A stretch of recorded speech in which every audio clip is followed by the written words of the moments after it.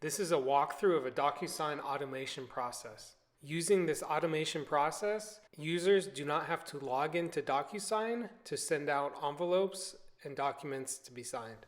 Prior to the steps I'm about to show you, we do have to get consent from users.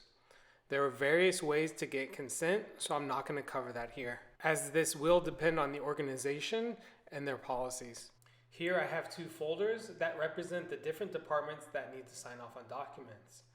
Each folder has its own signature rules and routing. For signature, you simply drop the files into the appropriate folder. In this example, I have two invoices in the production folder and one invoice in the wardrobe folder.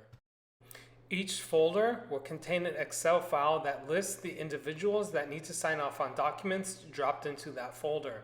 This file can also define the signing order and any copies that need to be sent once the document is complete. In this example, I have two signers followed by three individuals that need to be copied once the documents are completed. This information mirrors what you enter into the DocuSign website. The advantage here is you only have to set it up once for each folder. Here in my wardrobe folder, I have two signers and one individual that receives a copy.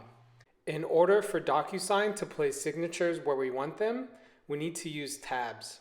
Tabs are essentially placeholders that DocuSign uses for signature placement. There are multiple ways to insert these tabs into a document, including during an automation process. However, I'm going to show you how to insert tabs using a custom stamp. The custom stamp that I've built also has entry fields where you can enter information that will then be placed on the stamp.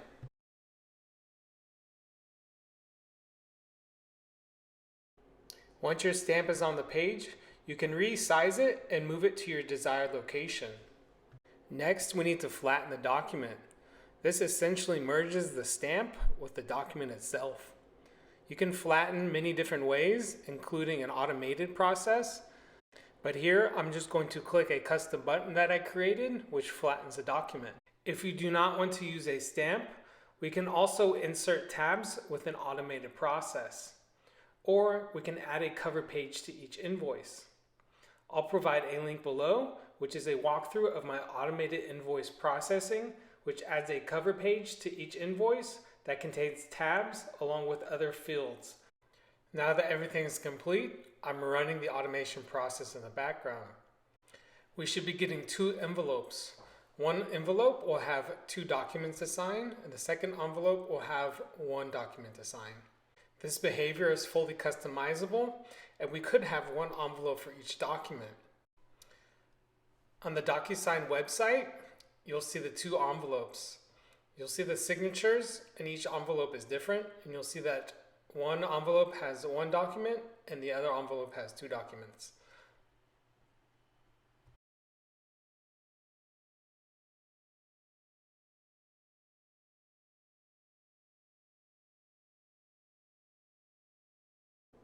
We are going to skip ahead to the end of the signing process. Here I am signing the final signature on this document. You can see that the signature fields are inside the stamp, as DocuSign used the tabs on the stamp to place their signature fields. Once all documents are signed, there are numerous ways to retrieve the signed documents. DocuSign also has built-in connectors that work with Box, OneDrive, and Google Drive, along with several other services. This is an example of the OneDrive connector. Once everything is signed, it automatically is placed into a OneDrive folder that I defined in the settings. We can also automate the process of retrieving the signed documents from DocuSign using the same methods that I've used to send envelopes out.